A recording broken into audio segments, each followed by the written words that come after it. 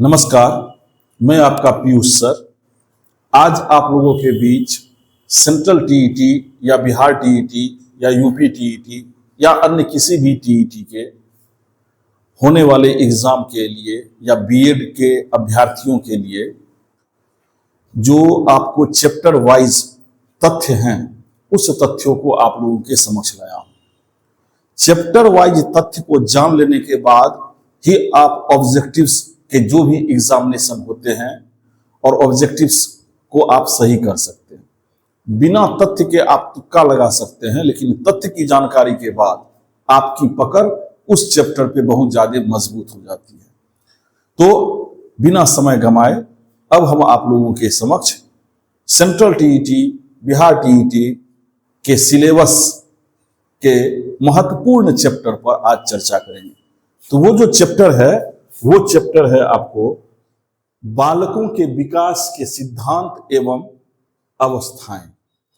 अब देखिए, ये जो चैप्टर है ये सेंट्रल टीईटी या बिहार टीईटी के दूसरा चैप्टर माना गया है। और इस चैप्टर से जो महत्वपूर्ण तथ्य हैं उनको आप समझ लेने के बाद, जान लेने के बाद इस चैप्टर से पूछे जाने वाले हर प्रश्न को आप बखूबी बना सकते हैं। प्रायः यह देखा गया है कि छात्र सीधे ऑब्जेक्टिव प्रश्न बनाने लग जाते हैं और उन्हें तथ्य की जानकारी होती नहीं है। ऐसे में वो कब सही मार देंगे और कब गलत करेंगे उनका कोई निश्चितता नहीं होता है। परंतु जब आप इस चैप्टर वाइज हर तथ्य की जानकारी रखेंगे तो आप जो भी ऑब्जेक्टिव में टिक मारेंगे वो आपका टिक सही ही होगा। तो ऐसे में सबसे पहले तथ्यों की जानकारी होनी चाहिए। तो इस जो चैप्टर है वो बड़ा ही महत्वपूर्ण चैप्टर है। इससे हर साल सीटेट या किसी भी अन्य टीईटी में 2 से 3 प्रश्न पूछने की प्रवृत्ति रही है। तो ऐसे में आज हम लोग जानेंगे बालकों के विकास के सिद्धांत एवं अवस्थाएं। सबसे पहले तो चैप्टर के तथ्यों के बारे में जानना जरूरी है। अब हम कहेंगे बालकों का क्या तात्पर्य है। तो बालक क्या आपको कहेगा इस अवस्था में बालक, क्या हमको कहेगा बालक? तो बालक किसको कहेगा? बालक 0 से लेकर के 14 वर्ष तक के कालखंड के जो बच्चे होंगे उनको कहा जाएगा। 0 से लेकर के 14 वर्ष तक के बच्चे को क्या कहेंगे? बालक कहेंगे। के का मतलब तो समझते ही हैं। विकास मतलब क्या होता है? विकास से तात्पर्य है हमेशा पॉजिटिव ग्रोथ। पॉजिटिव ग्रोथ, विकास को आप महसूस कर सकते हैं, विकास को आप देख सकते हैं। वृद्धि और विकास में यही अंतर है कि वृद्धि को आप देखते हुए, बढ़ते हुए देखते हैं, जबकि विकास जो है वो आप महसूस भी कर सकते हैं। विकास से तात्पर्य आपके, अगर आप आगे बढ़ते जाते हैं तो बुद्धि का विकास, अगर आपका धन बढ़ता जाता है तो धन का विकास। विकास हमेशा पॉजिटिव ग्रोथ है, पॉजिटिव है, कभी भी निगेटिव नहीं है। परिवर्तन है, विकास का अर्थ बहुत सारे मनोवैज्ञानिकों ने परिवर्तन कहा है, लेकिन हमेशा घनात्मक परिवर्तन ही विकास कहलाता है। तो घनात्मक परिवर्तन क्या हो जाएगा? विकास। अब देखिए, सिद्धांत मतलब क्या हो जाता है? सिद्धांत का मतलब होता है सार्वभौमिक सत्य। सार्वभौमिक सत्य से तात्पर्य है कि ऐसे तथ्य जो यहां भी सही हो, नेपाल भी चले जाए तो भी सही हो, और विश्व के किसी भी कोने में चले जाएं तो वहां भी वो तथ्य सही हो। सत्यता की कसौटी पे कसा हुआ तथ्य सिद्धांत कहलाता है। क्या हम और आप सिद्धांत दे सकते हैं? बिल्कुल दे सकते हैं, लेकिन उसे विभिन्न प्रकार की कसौटियों में विश्व के विभिन्न माध्यमों से कसा जाएगा, और अगर वो सत्य हुआ तो वो आपका सिद्धांत हो गया। जैसे आप लोगों ने बचपन में काफी पढ़ा होगा, आर्किमिडीज के सिद्धांत, न्यूटन के बहुत सारे सिद्धांत, बहुत सारे वैज्ञानिकों के सिद्धांत को आप लोग, या गणित के बहुत सारे विद्वानों के सिद्धांत को जानते हैं। तो वो ऐसा सिद्धांत है जो सार्वभौमिक सत्य है। तो विकास के सिद्धांत एवं अवस्थाएं। अवस्थाएं से क्या तात्पर्य? अवस्थाएं स्टेप को कहा जाता है। मतलब है कि विकास के अवस्थाएं जो है वो आपको गर्भावस्था से लेकर के आपके मृत्यु पर्यंत तक जितनी भी जीवन काल है उनको विभिन्न प्रकार के अवस्थाओं में पढ़ाई में सुविधा हेतु जो बांटा गया है वही आपको अवस्थाएं हैं। तो अगर हम सारे तथ्यों को मिला दें तो बालकों के विकास के सिद्धांत एवं अवस्थाएं से तात्पर्य है कि बालक के विकास में जो सार्वभौमिक सत्य हैं, जो महत्वपूर्ण हैं, जिसे बदला नहीं जा सकता है, वो उसकी चर्चा इस चैप्टर में की गई है। और साथ ही बालक के क्या सिद्धांत हैं और सिद्धांत के साथ साथ कितनी अवस्थाएं हैं, तो वो आपको इस तथ्य में, इस चैप्टर में जानना है। इस चैप्टर में आप जानते हैं कि अवस्था तो पूरा पढ़ेंगे, लेकिन चूंकि बाल विकास चैप्टर का नाम है, चाइल्ड पेडागोगी है, तो आपको इसमें बालक जो है वो 14 साल तक के बच्चे हैं, तो महत्वपूर्ण किशोरावस्था तक के काल से संबंधित प्रश्न आपके लिए पूछा जाता है। तो तथ्यों के आधार पर अगला तथ्य जानना शुरू करते हैं। समय की बाध्यता को देखते हुए इसे हम समझा, तो ये क्लास अगर अपने कोचिंग में चला रहे होते हैं तो 3 से 4 दिन लग जाता है, लेकिन इसको सिर्फ और सिर्फ 20 से 30 मिनट में समेटना थोड़ा सा एक नया चुनौती है। तो चाहेंगे कि तेजी से ही आप लोगों का ये चैप्टर हो जाए, और जो जिनको दिक्कत हो वो बाद में कमेंट करें तो उसको हम अच्छे से समझा सकें। तो आइए हम लोग शुरुआत करते हैं। पहला जो तथ्य है कि गर्भावस्था की प्रक्रिया गर्भाधान से प्रारंभ हो जाती है और साथ साथ चलती है। देखिए, इससे एक प्रश्न बार बार तथ्य पूछा जाता है, हर एक लाइन में अपने एक प्रश्न छिपा होगा जो आप देखते होंगे। कहता है कि बाल विकास की प्रक्रिया कहां से होती है? गर्भाधान से ही प्रारंभ होती है। गर्भाधान का मतलब है मां के गर्भ से। बहुत सारे ऐसे प्रश्न आएंगे कि विकास की प्रक्रिया शुरुआत कहां से होती है, तो आदमी शैशवावस्था से ले देता है। नहीं, ये गर्भाधान से ही है, क्योंकि बालक के विकास की प्रक्रिया मां के गर्भ से ही देखी गई है। मां के गर्भ में 9 माह तक जो बच्चा होता है, तो 15 दिन में बच्चे की अवस्था अलग होती है, 1 माह में बच्चे में वृद्धि होती है, फिर ये होते होते वृद्धि और विकास होते होते 9 महीना तक वो मां के गर्भ में होता है। तो उस दौरान यह देखा गया है कि मां के गर्भ में पल रहे भ्रूण में विकास हो रहा है। तो बालक का विकास जो है वो कहां से शुरू होता है? बाल विकास की प्रक्रिया गर्भाधान से ही। तो जब यह इस प्रकार का प्रश्न आए तो उसमें शैशवावस्था या जन्म के बाद से नहीं, बल्कि बालक के विकास की शुरुआत की कहानी कहां से शुरू हो जाती है? गर्भाधान से ही होती है और साथ साथ चलती है। वृद्धि प्रौढ़ावस्था में रुक जाती है। वृद्धि और विकास के बारे में कुछ देर पहले ही हमने तथ्य आपको कहा है, जबकि विकास की प्रक्रिया आजीवन चलती है। देखिए, ये जो तथ्य है, ये तथ्य को आपको ध्यान रखना है कि विकास की प्रक्रिया आजीवन चलती है। कोई प्रश्न तथ्य दे देगा कि विकास की प्रक्रिया रुक जाती है तो मानिएगा? नहीं मानना है। विकास की प्रक्रिया का लिए तथ्य क्या है? वो आजीवन चलती रहती है, तो वो आपको आजीवन चलती रहती है। विकास के संबंध में मनोवैज्ञानिकों ने अनेक सिद्धांत का प्रतिपादन किया है। वो सिद्धांत निम्न है। पहला सिद्धांत क्या है? विकास एक निरंतर चलने वाली प्रक्रिया है। यह सिद्धांत है, मतलब सार्वभौमिक सत्य हुआ। इसमें किसी भी प्रकार का कोई भी तथ्य, कोई भी क्वेश्चन हो, अगर उसमें दे दे कि विकास एक रुक करके चलने वाली प्रक्रिया है, तो नहीं मानना है। क्यों नहीं मानना है? क्योंकि ये सार्वभौमिक सत्य है और ये सिद्धांत है कि विकास एक निरंतर चलने वाली प्रक्रिया है। विकास वंशानुक्रम एवं पर्यावरण का योग है। क्या है? ये सिद्धांत है। मतलब अगर कह देगा कि विकास सिर्फ और सिर्फ वंशानुक्रम से होता है, तो नहीं मानना है। जब तक नहीं इस तथ्य के अनुरूप आपका प्रश्न में तथ्य आए। क्यों? क्योंकि ये सार्वभौमिक सत्य है। सार्वभौमिक सत्य का मतलब है कि विकास वंशानुक्रम और पर्यावरण के मिलने से ही बनेगा। अगला कहता है विकास सामान्य से विशिष्ट की ओर चलता है। यह भी सार्वभौमिक तथ्य है। विकास एक क्रमबद्ध प्रतिमान के अनुसार होता है, जिसमें एक मस्तोमुखी सिद्धांत है और एक केंद्र से निकट दूर सिद्धांत है। विकास एक क्रमबद्ध प्रतिमान के अनुसार होता है, इसी में 1 और 2। अगला जो सिद्धांत है वो है प्रारंभिक वर्षों में विकास की गति तीव्र होती है। अगला सिद्धांत है विकास संचयी होता है। अगला सिद्धांत है व्यक्तिगत विभिन्नताओं का सिद्धांत। अगला सिद्धांत है सहसंबंध का सिद्धांत। अगला सिद्धांत है कि लड़के और लड़कियों में विकास की गति भिन्न होती है और विकास की भविष्यवाणी की जा सकती है। ये 10 सिद्धांत हैं। ये 10 सिद्धांत से आपको ऐसे तथ्य हैं जिससे बहुत और बारंबार प्रश्न आते हैं, और ये आपके बेसिक के रूप में, बेसिक नॉलेज के लिए बहुत जरूरी है। अब इसका हम विस्तार से बताते हैं और इसको समझाने का प्रयास करते हैं। सबसे पहला जो तथ्य है वो है विकास एक निरंतर चलने वाली प्रक्रिया। इसके लिए कहता है कि विकास निरंतर चलती रहती है। यह प्रक्रिया जन्म से मृत्यु पर्यंत चलती है। विकास की गति सदैव एक जैसा नहीं होती, या कभी तीव्र कभी धीमी होती है।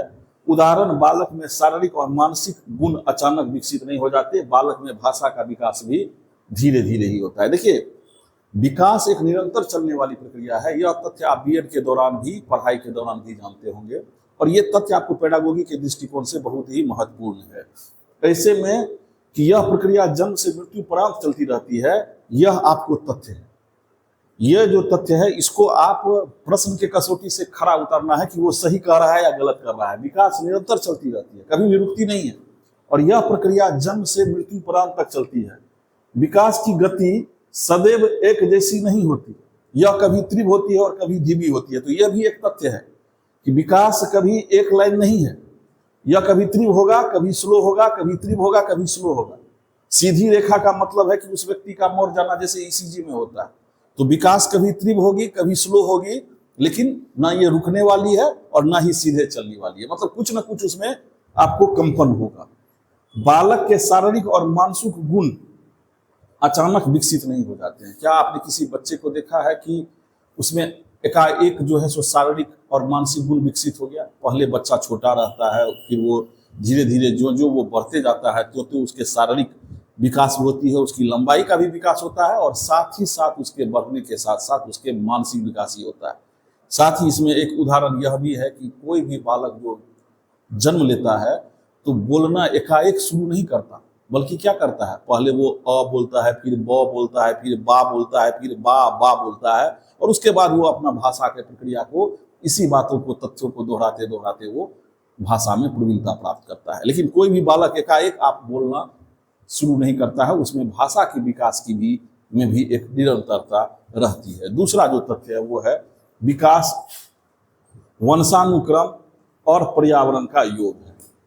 कहता है वंशानुक्रम और पर्यावरण एक दूसरे के पूरक हैं। वंशानुक्रम की शक्तियां बालक का निर्माण करती है और पर्यावरण की शक्ति बालक का विकास करती है। विकास किसी एक के द्वारा संभव नहीं होता है, यह वंशानुक्रम और पर्यावरण दोनों के सहयोग से संभव है।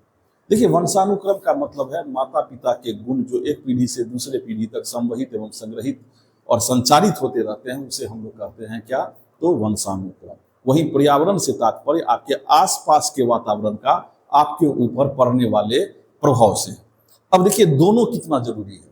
वंशानुक्रम से तात्पर्य है कि जैसे माता पिता होंगे वैसे ही उनकी संतानें होंगी। यह देखा गया है कि अच्छे माता पिता, स्वस्थ माता पिता के संतान लगभग स्वस्थ और अच्छे होते हैं। वहीं जो हाइट में छोटे हैं उनका जो बाल बच्चा रहता है वो आपको हाइट में भी छोटा होता है, और लंबे माँ बाप के बच्चे वस्तुतः ज्यादातर लंबे देखे गए हैं 90% केस में। अब देखिए पर्यावरण का क्या है, तो पर्यावरण से है कि पर्यावरण जैसा उसके बालक के आसपास का माहौल होगा वैसी ही उसकी भाषा होगी, वैसा ही उसका विचार होगा, वैसा ही उसकी बुद्धि का निर्माण होगा। मतलब पर्यावरण जो है वो बहुत ही जरूरी है। अब मान लीजिए बहुत अच्छे माता पिता की संतान है वंशानुक्रम के दृष्टिकोण से, लेकिन उसको चोर वाले मोहल्ला में या कुछ ऐसा मोहल्ला में दे दिए जहां का वातावरण दूषित है, तो क्या होगा? बच्चा अनुवांशिकी रूप से तो बड़ा ही अच्छा होगा, लेकिन पर्यावरण के प्रभाव के कारण वो बच्चा बिगड़ जाएगा, दूषित हो जाएगा। तो पर्यावरण भी जो है वो आपको काफी महत्वपूर्ण है, लेकिन अनुवांशिकता भी है। अब अनुवांशिकता किस तरह से है? मान लीजिए कि कोई छोटे माँ बाप हाइट में हैं, वो बड़े अच्छे, उनका लड़का छोटा हाइट में हो गया, तो छोटा हाइट का हो गया। अब उसको कितना भी अच्छा वो लड़का हो, सचिन तेंदुलकर तो बन सकते हैं, प्रणब मुखर्जी जैसे हाइट छोटे के राष्ट्रपति तो बन सकते हैं, लेकिन क्या वो कभी सेना या पुलिस में जा सकते हैं? तो सेना और पुलिस में जाने के लिए कौन रोक रहा है उसको? क्या उसका वातावरण रोक रहा है? नहीं, उसका अनुवांशिकता रोक रहा है। उसके लिए सेना में जाने के लिए या बहुत सारे ऐसे कंपटीशन होते हैं या बहुत सारे ऐसे क्षेत्र होते हैं जिसमें आपको लंबाई और दौड़ वगैरह ये सब सारी चीजें को देखा जाता है। तो उसमें ज्ञानी होने के बावजूद भी वो जो नहीं जा पाते हैं, तो वो कौन रोक रहे हैं?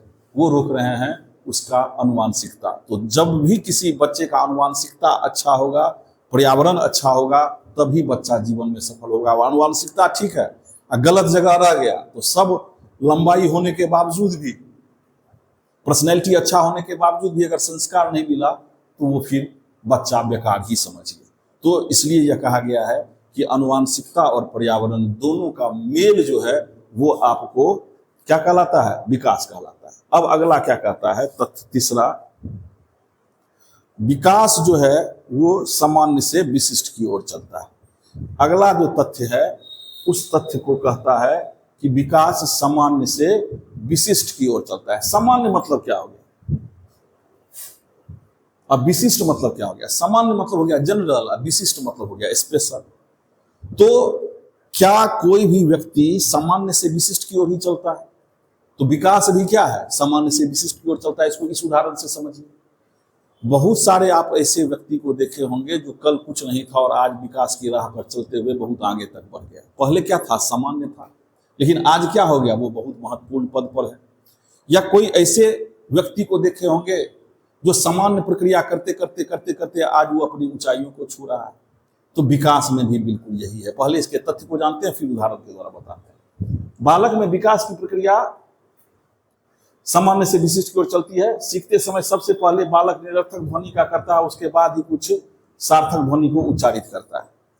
अब देखिए, कोई भी अगर इसको इस उदाहरण से सीखिए, कोई भी क्या साइकिल एक दिन में चलाना सीख लेता है? क्या किसी का रोटी एक दिन में गोला हो सकता है? क्या बच्चा कोई एक दिन में ही पढ़ करके प्रखंड विद्वान हो जा सकता है? नहीं हो सकता। उसके लिए क्या करता है, जब भी कोई नया साइकिल या मोटरसाइकिल या कोई भी गाड़ी सीखने के लिए आता है या कुछ पढ़ने के लिए या कुछ भी, कोई भी उदाहरण आप सेट कर लीजिए, तो उसमें पहले बालक सामान्य प्रक्रिया करता है। मतलब है कि पहले वो साइकिल को घरकाएगा, टहलाएगा, 2-4 बार गिरेगा और बार बार उसी प्रक्रिया को करने लगा तो वो क्या हो जाएगा, विशिष्ट हो जाएगा, सीख जाएगा। उसके बाद सीखने के बाद वो 5 साल के बाद भी चाहे तो साइकिल चला सकता है। लेकिन कोई भी प्रक्रिया, पहले बच्चा जब लिखना ही शुरू करता है तो क्या अक्षर मोतियों जैसा शुरू में ही हो जाता है? नहीं होता। पहले वो आड़ी तिरछी रेखा खींचता है, मतलब सामान्य प्रक्रिया करता है। लेकिन जो ही किसी प्रक्रिया को वो बार बार करने लगा तो इसका मतलब हो गया कि वो विशिष्ट हो गया, सामान्य से विशिष्ट हो गया।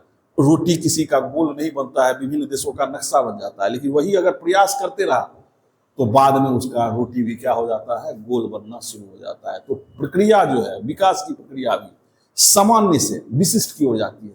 कोई भी बड़ा से बड़ा व्यक्ति हो, एकाएक बड़ा व्यक्ति नहीं बनता।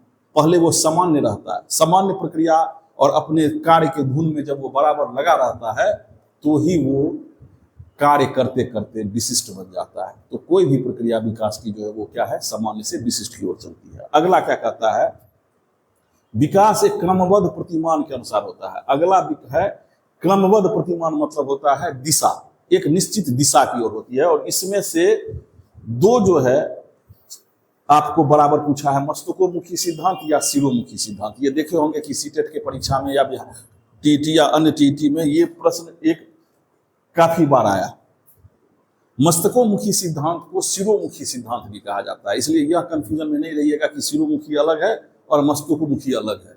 मस्तकोमुखी सिद्धांत में कहता है कि इस सिद्धांत के अनुसार गर्भ में सबसे पहले सिर का विकास होता है, फिर धड़ का होता है और अंत में टांगों का, मतलब जो भाग सर से दूर होते हैं बाद में विकसित होते हैं। ये जो मस्तकोमुखी सिद्धांत है, इसको यह देखा गया है कि माँ के गर्भ में पल रहे शिशु का सबसे पहले जो गर्भ में पल रहे बालक का निर्माण होता है तो वो बालक के सर का निर्माण होता है, फिर सर के बाद उसके धड़ का निर्माण होता है और सबसे लास्ट में उसके पैर और टांगों का निर्माण होता है।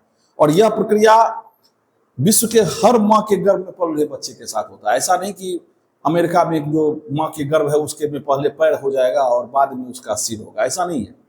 हर माँ के गर्भ में पल रहे बच्चे का सबसे पहले सिर का विकास होता है, फिर धड़ का होता है और अंत में टांगों का होता है। और इसीलिए इसे कहा गया है मस्तकोमुखी सिद्धांत। मतलब है कि मस्तक या शिरोमुखी सिद्धांत, पहले सिर का पार्ट बनता है और लास्ट में टांगे। तो इसमें भी एक निश्चित दिशा देखी गई है, इसीलिए इसे मस्तकोमुखी सिद्धांत कहा जाता है। दूसरा है केंद्र से निकट दूर सिद्धांत। केंद्र से निकट दूर सिद्धांत का है कि इस सिद्धांत के अनुसार विकास की गति केंद्र के निकटवर्ती से दूरवर्ती भागों की चलती है। सबसे पहले स्नायु संस्थान का विकास होता है। स्नायु का विकास जैसे हृदय, छाती आदि का विकास होता है और फिर दूरवर्ती भाग टांगों और उंगलियों पर नियंत्रण होता है। देखिए, हमारे स्नायु संस्थान किसे कहते हैं। अब हमें बताइए कि अगर आपको कोई मच्छर काटता है पैर में, तो क्या आप गाल पे थप्पड़ लगाते हैं? या कोई अगर गाल पे मच्छर काटता है तो क्या पैर पे थप्पड़ मारते हैं या सहलाते हैं? नहीं सहलाते हैं। तो ये सूचना आपको मच्छर कहाँ काट रहा है, इसकी सटीक सूचना आपको कौन पहुंचाता है?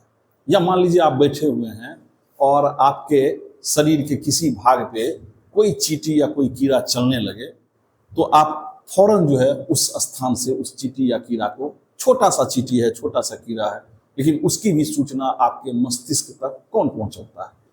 तो ये पहुंचाता है हमारा स्नायु या तंत्रिका तंत्र का जो भाग है, वो हमारे शरीर में जाल की तरह बिछा हुआ है और यही हमको यह चीज बताता है। साथ ही आप यह देखेंगे कि अगर आप कोई गाना सुन रहे होते हैं तो आप अपना पैर हिलाने लगते हैं, लेकिन जैसे ही कोई आपके गार्जियन या कोई आपके जान पहचान के बड़े लोग आ जाते हैं तो आप अपना पैर हिलाना एकाएक उनको देख करके रोक लेते हैं। यह भी किसके द्वारा होता है? किसी भी उंगलियों पे या किसी पैर पे या कहीं पे भी कमांड भी किससे कर लेते हैं? तो इस स्नायु तंत्र के द्वारा ही करते हैं। तो बच्चे में स्नायु तंत्र का विकास जो है, वो जन्म से, जब बच्चा जन्म लेगा तो देखिएगा 15 दिन तक उसमें स्नायु तंत्र का विकास नहीं होता है। मतलब वो अपने हाथ से पकड़ के दूध भी नहीं पी सकता है, पकड़ ही नहीं सकता है कुछ भी। जो भी क्रियाकलाप है उनकी माताएं और उनके जो अभिभावक हैं वही उनको करवाते हैं। ऐसे में बच्चे के स्नायु तंत्र का, कुछ चीज को पकड़ने का या जानने का जो विकास होता है, उसका केंद्र कहाँ है? तो उसका केंद्र है छाती के पास। और छाती के पास से उसका केंद्र जो है स्नायु तंत्र का विकास धीरे धीरे पैर और हाथ की उंगलियों की तरफ होता है। और इस तरफ का कहावत यह है कि जब बच्चा अंगूठा का उंगली अपने मुंह में ले ले तो समझो कि कुछ उसमें विकास हुआ है, पकड़ सकता है, पकड़ने की क्षमता हो गई है, खींचने की बच्चों की क्षमता हो गई है। तो पैर के उंगली तक जाते जाते तंत्रिका तंत्र का जो विकास है या ये जो स्नायु तंत्र का विकास है, तो उसका केंद्र कहाँ होता है? उसका केंद्र पहले छाती के पास से होता है और छाती के पास से ही इस स्नायु संस्थान के केंद्र को हाथ की उंगलियों और पैर के उंगलियों तक पे नियंत्रण करने का अधिकार धीरे धीरे एक निश्चित दिशा की ओर दिया जाता है। तो मस्तकोमुखी सिद्धांत में क्या है? पहले सर का विकास होगा और उसके बाद पैर का विकास होगा। और वहीं केंद्र से निकट दूर सिद्धांत का तात्पर्य है कि स्नायु संस्थान का केंद्र छाती से लेकर के पैर के उंगलियों की तरफ जाता है। तो ये दोनों में एक निश्चित दिशा देखी गई है। अगला जो तथ्य है वो कहा जाता है कि प्रारंभिक वर्षों में वृद्धि की गति तीव्र होती है। और इसमें यह है कि यह देखा गया है कि प्रारंभिक वर्षों में बालक के जन्म के बाद वृद्धि की गति तीव्र होती है और जो जो बालक परिपक्वता की दिशा में अग्रसर होता है वृद्धि की गति धीमी हो जाती है। देखिए, विकास और वृद्धि में अंतर है। अब देखिएगा कि कोई भी बच्चा 13 से 14 साल तक ही बढ़ता है। अब 13 से 14 साल तक बढ़ता है, उसके बाद उसका क्या होता है? विकास का गति, वृद्धि का गति जो है वो रुक जाता है। तो प्रारंभिक वर्षों में न सिर्फ उसके शारीरिक विकास में ग्रोथ देखा गया है, बल्कि बहुत सारे मनोवैज्ञानिक यह भी मानते हैं कि बच्चों में मानसिक विकास भी सबसे ज्यादा 5 से 6 वर्ष तक में ही हो जाता है। तो 5 से 6 वर्ष तक के बच्चे को अभिभावक को चाहिए कि बहुत ही ख्याल रखे। मतलब है कि चाहे उसकी लंबाई का विकास का बात हो या कि बुद्धि के विकास का बात हो, बुद्धि का भी पूर्णतः विकास इस अवस्था तक ही आपको काफी तीव्र गति से होता है और धीरे धीरे देखिएगा कि आपको उसका गति कम होते जाता है। अगला कहता है विकास संचय होता है। संचय का मतलब हो गया जमा होना। विकास संचय होता रहता है, एक अवस्था के लक्षण दूसरे अवस्था में हस्तांतरित हो जाते हैं। शैशव अवस्था का आत्मप्रेम किशोरावस्था में देखा जाता है। मतलब ये हो गया संचय, मतलब जमा।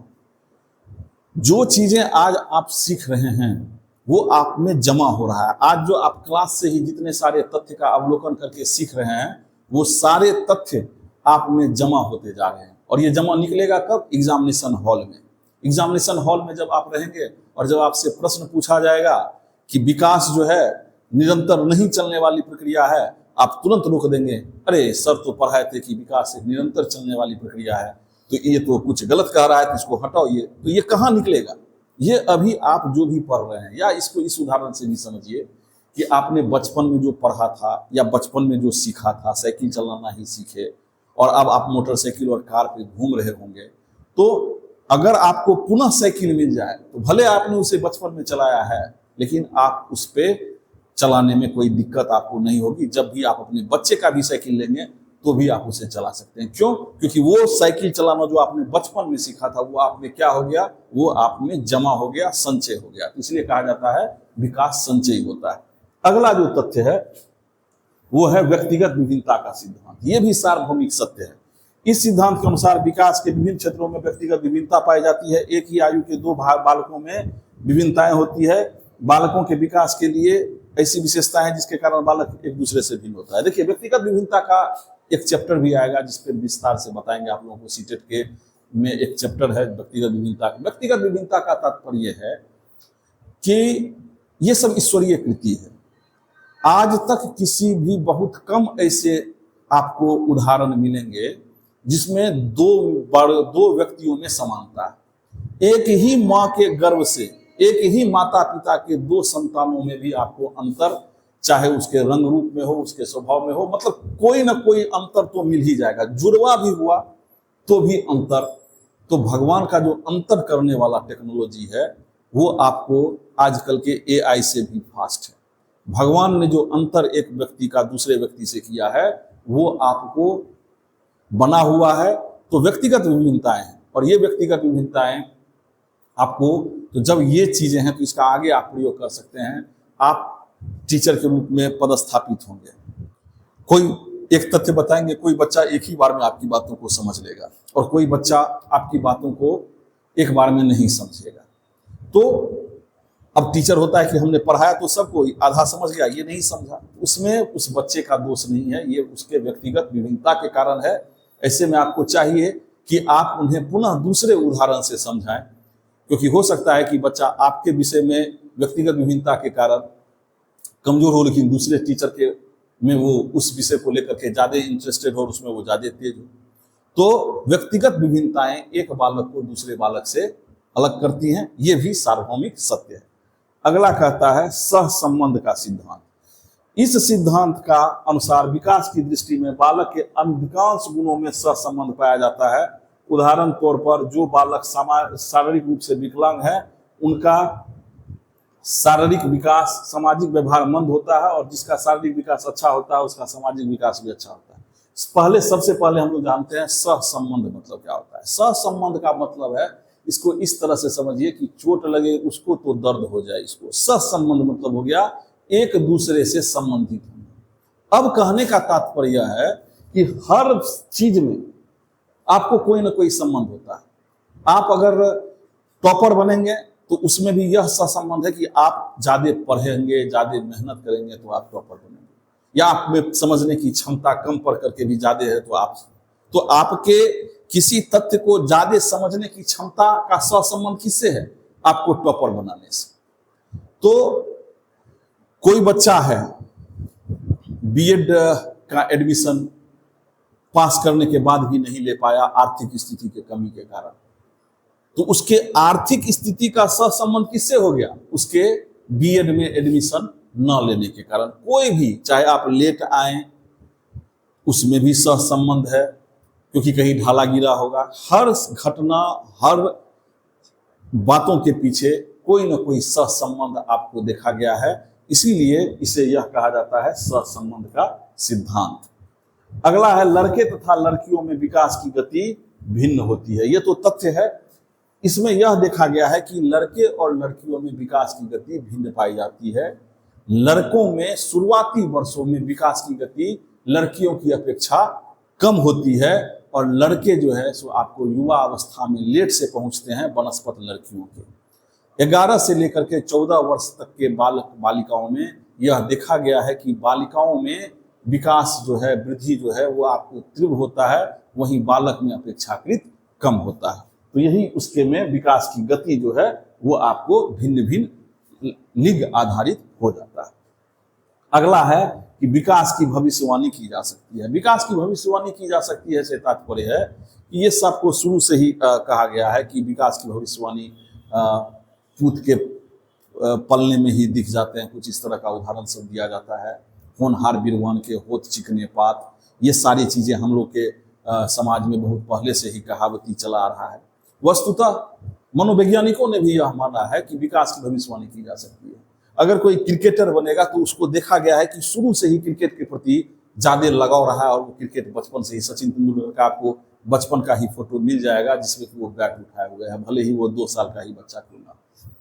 तो शुरुआती किसी भी बच्चे का 6 से लेकर के 10 साल तक के बच्चे का अवलोकन करने के बाद कोई भी व्यक्ति यह माना जा सकता है, ज्यादातर केसों में, वैसे तो भविष्यवाणी गलतियां भी होती है, लेकिन ज्यादातर मामलों में यह देखा गया है कि उसकी रुचि, उसके चलने के, उसके बोलने के, उसके समझने के रुचि और योग्यता को देखते हुए उसे किस फील्ड में आगे बढ़ाना है यह देखा जा सकता है या दिया जा सकता है।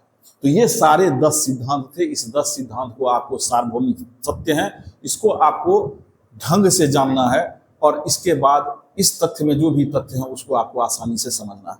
अगला जो चीज है वो है आपको बालक की लंबाई का विकास, इसी चैप्टर में है।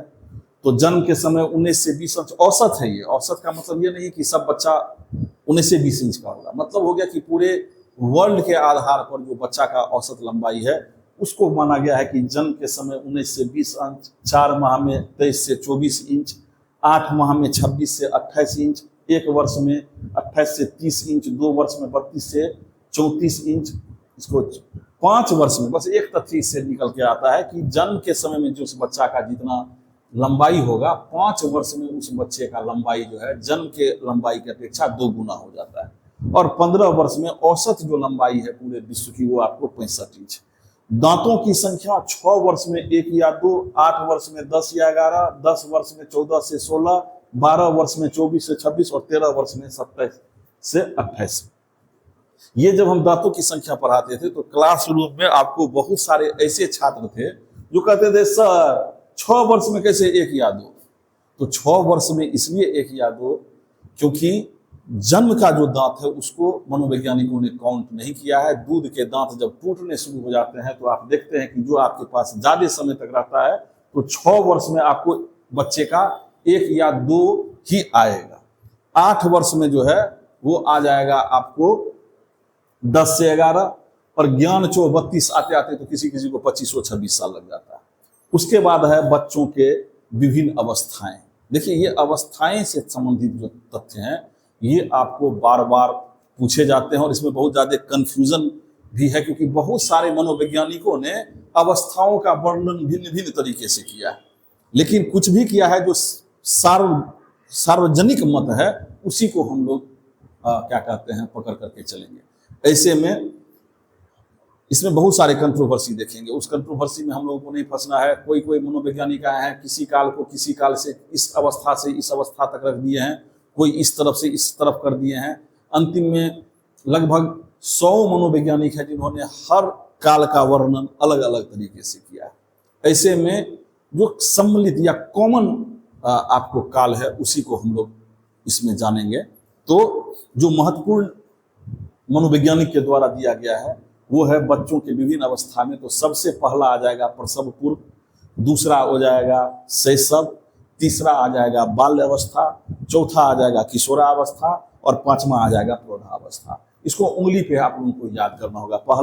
सबसे पहले प्रसव पूर्व, दूसरा प्रसव पूर्व या गर्भाकालीन अवस्था, शैशव काल, बाल्य अवस्था, किशोरावस्था और प्रौढ़ावस्था। ये 5 काल में प्रसव पूर्व काल को 2 भागों में और कहीं कहीं देखिएगा 3 भागों में भी बांटा गया। पहला है भ्रूणावस्था जो कि गर्भाधान से 8 सप्ताह तक है।